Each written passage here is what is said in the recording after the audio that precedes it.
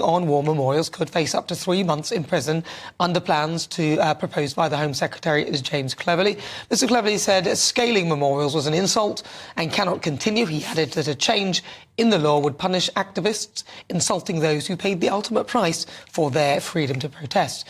So for the Great British debate this out, I'm asking, should climbing of war memorials be a criminal offence? Well, joining me to discuss is human rights activist Peter Tatchell and leader of UKIP, Neil Hamilton.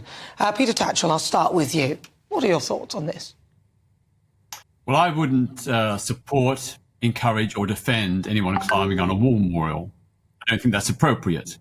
But it's very clear that this proposed legislation, which would carry penalties of 3 months in prison and a fine of £1,000, is excessive and disproportionate. This example of people climbing on a war memorial is exceedingly rare, and this looks like or feels like a knee-jerk reaction. It's another example of the government cracking down on the right to protest, which is a fundamental human right.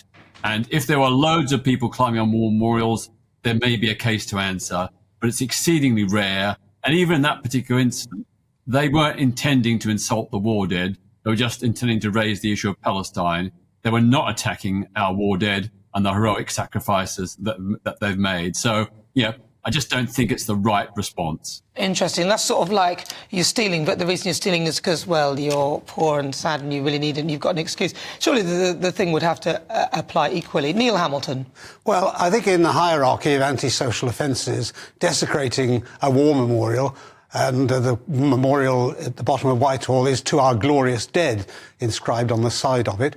I think that is worthy of the kind of punishments which are proposed in this bill. After all, people have given their lives, sacrificed their lives for their country. The freedoms that we have today and take for granted, unfortunately, all too often, are being preserved as a result of these people's sacrifice.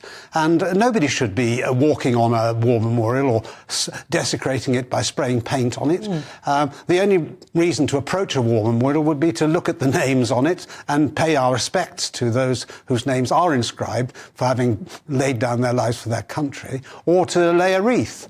And I believe a nation needs to protect and defend and indeed to glorify the memory of those who have made such a sacrifice, which most people cannot imagine. And when you look at the refuse that we have on these demonstrations and their behaviour in one of these sacred spots, I think that these punishments might well be regarded as insufficient. It doesn't matter how rare these events are. If one happens, that's one too many.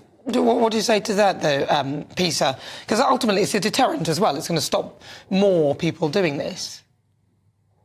Well, you know, even without a deterrent, this is an exceedingly rare event. It's very rare that anybody climbs on a war memorial. As I said, I do not encourage it. I agree with Neil that we should honour those who sacrificed to keep this country free from Nazi fascism. We walk in freedom today thanks to their sacrifice. But I've got to add that, you know, the proposed penalty is for merely climbing on a war memorial. I agree that any defacement or damage should be a criminal offence. But I think climbing on a war memorial, and particularly with these draconian penalties, 3 months in jail, that seems excessive. I'll give you just one example. During VE Day, the 40th anniversary in, I think, 1985, I can remember I joined the crowds to honour and salute those who gave their sacrifice. And I went past the war memorial, and I actually had in my mind, I thought, I wish I had a garland of roses. I would have climbed on that statue and put that garland of roses around the necks of those 5 soldiers who were commemorated there, because they were heroes. Now, I would, under this proposed legislation, be committing a serious criminal offence and face 3 months in prison for doing that. Plus a £1,000 fine. So I think you have to assess each individual situation. But certainly, we must respect. But Peter, you're just one, right. And you're saying that. What if 50 other people said exactly the same thing and decided to do that? So then you'd have lots of people doing the same thing. We've had people pulling down statues and things like that. And these may be new crimes and they may be quite rare, as you say. But just because something's rare doesn't mean it shouldn't be punished.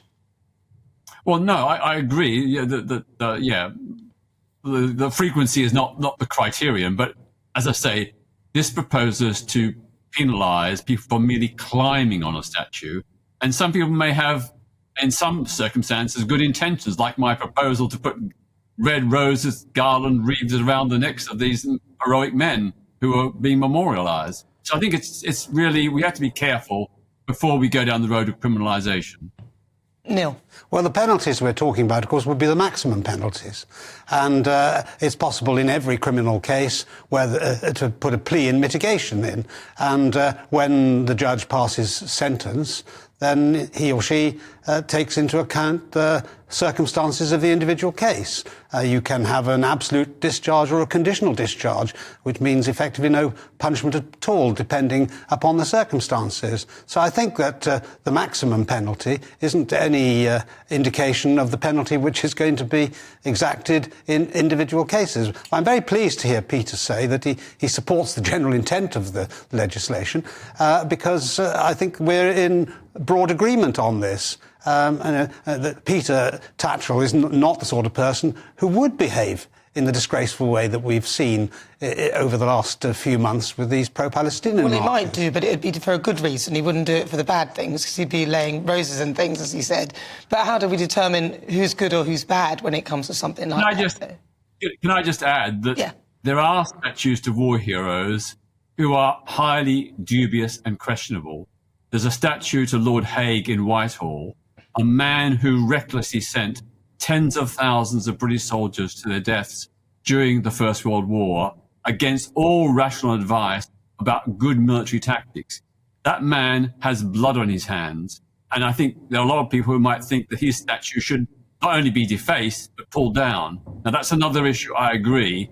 But I don't think that necessarily all war heroes that we celebrate are actually, in hindsight, so heroic. You think of the post-war anti-colonial struggles. British soldiers did some pretty terrible things in Malaya, Kenya, Aden, and Cyprus.